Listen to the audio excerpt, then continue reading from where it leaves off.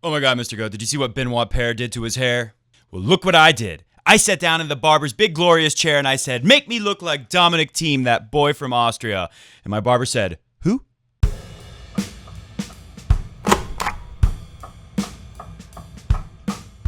Welcome to Coffee Break, Tennis, the fastest growing tennis talk show in the world. Sorry that we've been gone for a little bit, but we will make up for it with a wonderful breakdown of the French Open draw, mainly the men's draw, but we do have an interesting story from the women's side of things.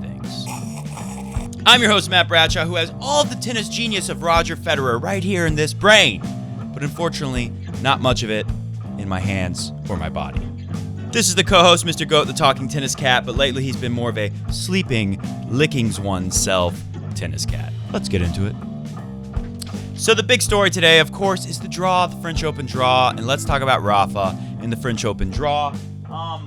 On the women's side, again, we don't have much time. We're actually me and Mr. Goat are about to pack this thing up and head to a wedding out of state. We're going to drive because we love the road. Right, Mr. Goat? But we will talk about the women's draw as far as this goes really quickly. Simona Halep, and of course we'll do the men's next. Simona Halep was on the French Open special of Tennis the Magazine. And I didn't think she should be on that cover. First off, she didn't win it. Ostapenko won it last year, if anyone remembers that. And also, this year, going into the tournament, she doesn't look like what we saw last year. I don't have the scores ready for you today, but didn't she just get bageled pretty recently by somebody? Was it Svitolina? Who could be really good. Maybe she could win. We don't know. The women's side is wide open, but we do know if anyone cares about anything in the world, it's Serena being unseated. So here we go. Ivanka Trump, the first daughter of the United States of America, which is where me and Mr. Goat live, actually, she got involved. Now,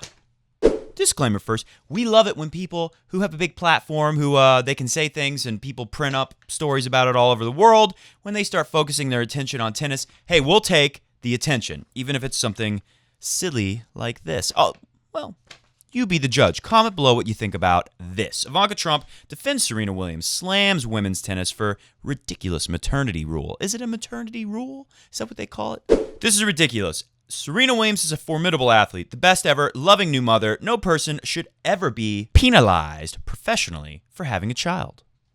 Sounds pretty fair. Who could disagree with that? The WTA should change this rule immediately. Finishes Ivanka, the first daughter of our country. So can the WTA even do... That got stuck. Can the WTA even do anything immediately? Well, no, they can't. They could make a rule that would go into effect next year. You know how it is. We never know. Are these rules ideas or things that are going to come into effect next year? We are going to have a shot clock at the French Open, I think. Again, we're never sure. Is it a thing that's just an idea or is it really going to happen? Rafa ain't going to like that shot clock. But what can they do? I would love to hear how people feel about this. Comment below. They want Serena to have a protected ranking or seeding. Protected seeding. This is a weird thing because we've never seen anything like this. Serena was number one in the world, won the Australian Open. That's January last year. We're almost a year and a half in the future now, and she's like 400 or 250, something like that. She's really far out. She's almost what she would have been in the ATP, according to John McEnroe. She's almost that in the WTA now. And a lot of people feel like she shouldn't have to go in unseeded, but my argument today is that it's really not that big of a deal because her draw ain't that bad anyways. Serena is getting some support on this from some of her co-workers, even the evil Queen Maria Sharapova. You know they don't like each other, right? Right? Is that true, Mr. Goat? They don't like each other, do they? Some of Williams' biggest rivals and enemies, I added that, such as Maria Sharapova and Simona Halep, the Jalapeno, have come out against the rule in defense of Williams, who gave birth to a baby girl in September. Tennis is such a selfish sport, but I think that when there's a child in your life, you lose a little bit of that because there's something that's so much more important. I definitely think it would be a nice change, saying Serena should somehow keep the seeding. My biggest thing is, and maybe there's a way around it, if you know more than me, comment below, somebody has to get punished. To give Serena a seeding, somebody has to lose a seeding who's worked very hard. And also another issue is, which seed do you give Serena? Do you give her number one? That's what she was before she took her very long break from tennis for a baby. No one's arguing that that's a bad thing at all. But does she get number one right back? Does she get number 32? We can't even agree if there should be 16 or 32 seeds. Comment below on that. I like 32 seeds because I think it's really hard to have a successful career in tennis. If you're outside of the top 100, you're basically like a poor person. You might get some nice checks occasionally if you're winning some of the in the challengers and the futures. Even if you win them, you get very little money. And obviously, traveling the world to play tennis, it's got to be pretty expensive. The people who make it to the top 32 have gone through so much. It would really hurt to take that away from them. So I would feel for them, and it would really hurt to give Serena your spot, because it's really not your fault if you're the number 32 seed. Again, is there a way to give Serena a seed and not take a seed away? How can we make this work? I don't know. Obviously, when people just go to Twitter, especially if they have a big platform like Ivanka Trump, I appreciate her interest in the sport tennis, but this is a more complicated issue than just the WTA should fix this immediately. Williams is currently ranked number 453 in the world with no seeding, meaning there's a greater chance she could lose early on in the competition. Look, it was going to be tough for Serena no matter what, because we haven't even seen her play. If anyone really thinks that she's going to be so great, comment below. I'm curious to hear why you think so. I've heard she's been practicing. She's been working hard. All right, let's get into the draw. So first up, we'll just look at Serena's quarter of the draw, and then we're not even going to look at any more of the women's draw because we don't have time today. We got to run, Mr. Goat. We got to run. So Serena could face the Pliskova sister, who's not, the one who didn't smash the umpire's chair, the not as high-ranked one.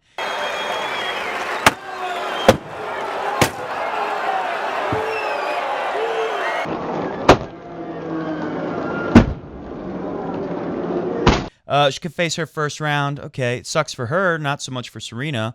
Doesn't, it's not the toughest draw in the world. She could play Ash Barty. Ash Barty's been impressive with her fitness level lately, but is that really the end of the world for Serena to have to play Ash Barty in the third round? I don't know. She could play Maria Sharapova or the Pliskova who did smash the umpire's chair in the round of 16. Yeah, I guess that's a tough draw, but not really. I mean, Sharapova, lower ranked, hasn't been doing as much. We all know Pliskova's been through her struggles, not just the bad call and the smashing of the chair. If Serena's actually got a shot at winning this major, if she's coming in super fit and we just don't know because she hasn't been playing, if she's really got a shot at doing it, is Sharapova in the round of 16 going to stop her? Pliskova? I know Pliskova's had some great moments on the tour, but again, she's largely not done as well as some people thought she would. I'm not too worried about Serena. This draw is not that bad, really. Let's go to the men's draw, and even though Ollie is today's MVP of the show, Damian gave us a great tweet, and I'm going to feature that, replying to @CoffeeBreak, TENS. Put it on the screen, Mr. Goat, even from your napping position. Mr. Goat's little keyboard inside of this soft little throne that he sits upon, he can do so much from the bottom of this thing. Somebody commented on a video a week or two ago, Matt, do you really have coffee? I'm going to spill it on me if I do anymore. Can you see it? Okay, that's real. Could I do that if I didn't have real coffee in my mouth? No. Damian J. Byrne, @CoffeeBreak, TENS. That's me. You can follow me and tweet me just like Damian does fairly frequently. There's no draw at the French that isn't good for Rafa. LOL. He'll have to play at 50% level or be injured to lose. Oh, and his opponent will have to play the match of their life. And then, even then, he'd still favor Rafa. Hey, if you favor Rafa, give me a nice little volley on the thumbs up. How am I putting things in the shelves like? That's amazing. And hey, if you think you're going to enjoy watching us talk about tennis throughout the French Open in Wimbledon, smash the subscribe button. Let me give you a better one. Ooh. So I agree with Damian. Now let's look at Rafa's draw. Because first off, just like with Serena, who are we going to stick in these early rounds that's really going to be such a problem if they play anywhere near their best? Round one, Dolgopolov. Yeah, he's a tough player. He's a tricky player. He's nowhere near his best, so not a big deal. Could have had an easier first round for Rafa. Don't think it's going to matter. Round two, Rafa could face Yao Sousapalooza or Guido Pella. Both of these guys definitely like playing on clay rather than another surface, but again, Rafa likes playing on clay even more than they do. Round three, Rashard, Gasquet, Richie Rich will have no chance. Andrea Seppi, can anyone name a big win he's had since he beat Roger at the Australian Open in 2015, I think? Mikhail Yuzny, I love the guy, but this is one of those players where it's like, oh, he hasn't retired yet? Wow, I didn't know he's still playing. And Malik Jaziri, he's had some impressive wins in his career. Okay, let's go to the round of 16. This is week 2 for Rafa, and no one has challenged him yet. Maybe Gasquet gets inspired by the French crowd. Yeah. Round of 16, Yak Sock, the most disappointing top-ranked player of the year, especially on clay. Jack Sock hasn't done anything. He's not going to be there. El Chapo could be there. We all saw what Rafa did to El Chapo in Rome. We were excited for that. El Chapo's not ready for Rafa on clay. That's okay. That's fine. Will either one of them get to the round of 16? I don't know. That could easily be somebody else. I would love to see Chapo there. We'd love to see that match. But again, we could easily be disappointed by that match. Little Diego in the quarterfinals. That's Schwartzman, if you don't know Little Diego. And Big Kevin Anderson.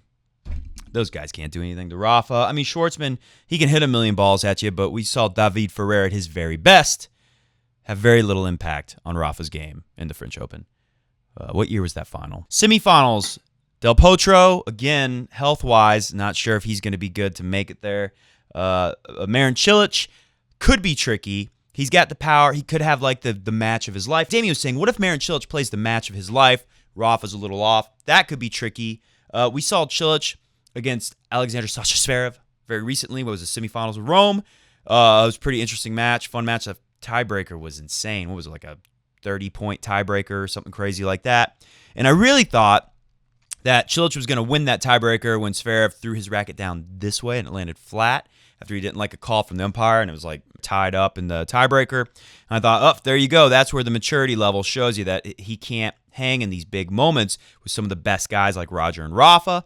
But he managed to come through it somehow. And, Cilic helped him out. I think he missed a pretty easy backhand not long after that happened. But still, will Cilic get there? Is Cilic really anywhere near his best? Is clay his favorite? It is not. We'll see.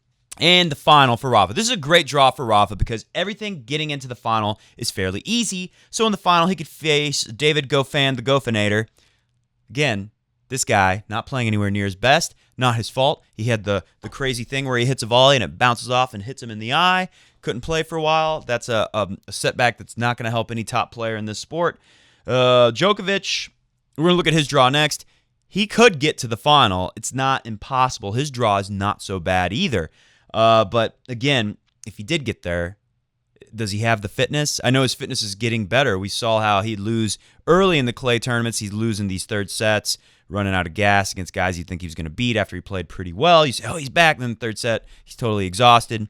He looked better in more recent matches. He looked great in that match against Rafa. I know he's working out like a madman right now. Maybe we see some crazy thing like that 2007 that I'll never forget in the Australian Open with Serena.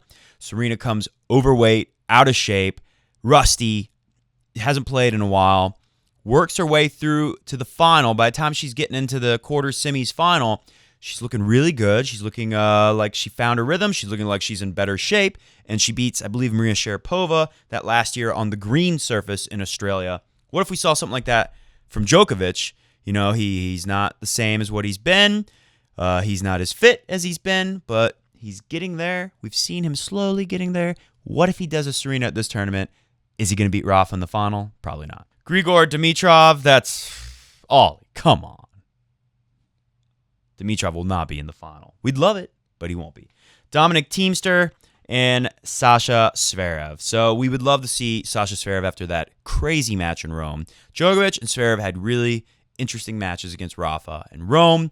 This is best out of 5. Unfortunately, that favors Rafa even more than these best out of 3 set matches. He found the way to win both of those matches.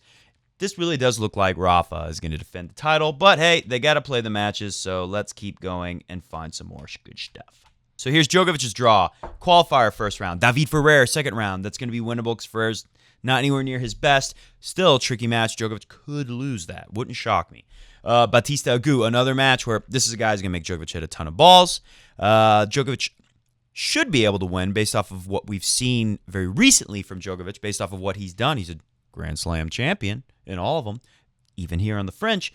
Let's say he gets through that. In a quarterfinal, he could be, the seeds show Dimitrov or Verdasco. Not going to be a shock if neither one of those guys make it.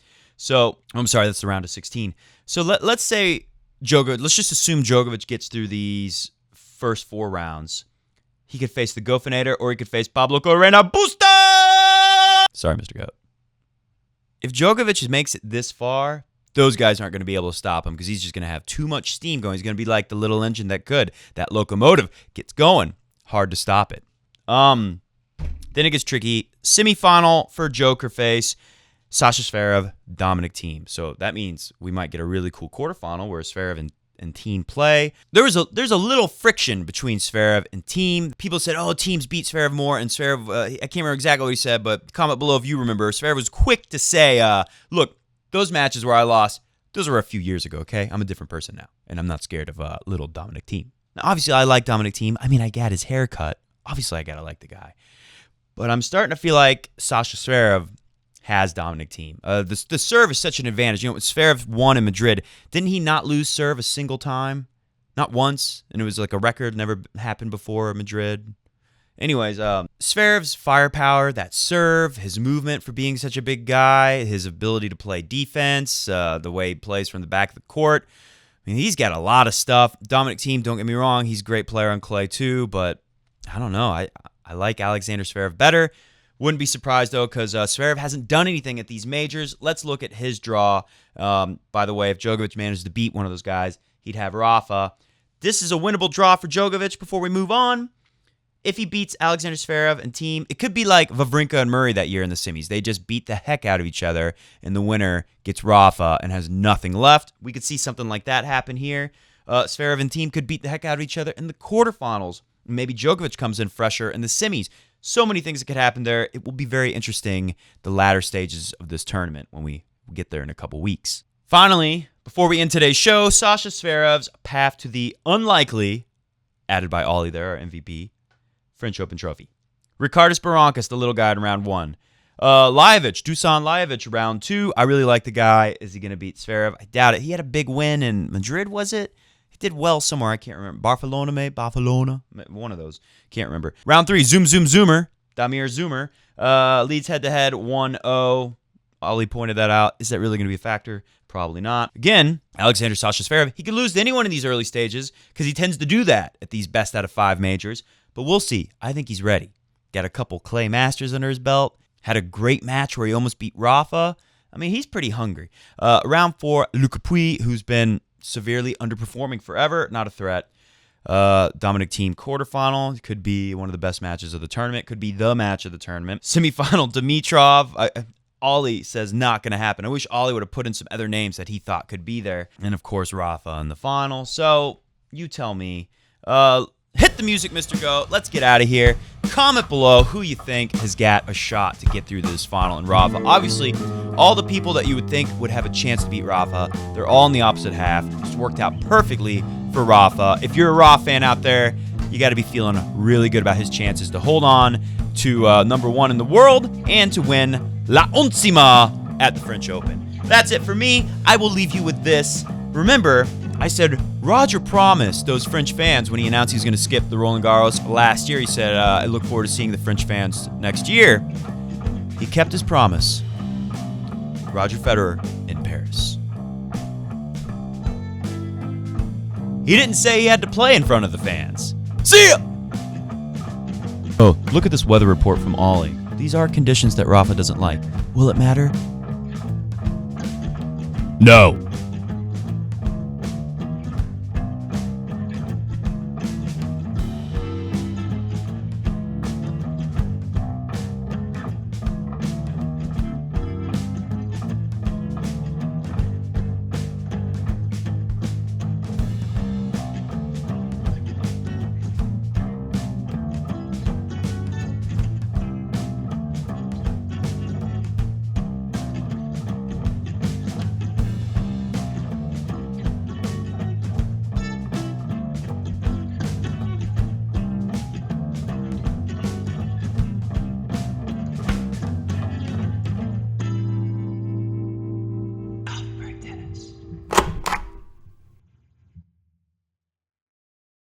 You're a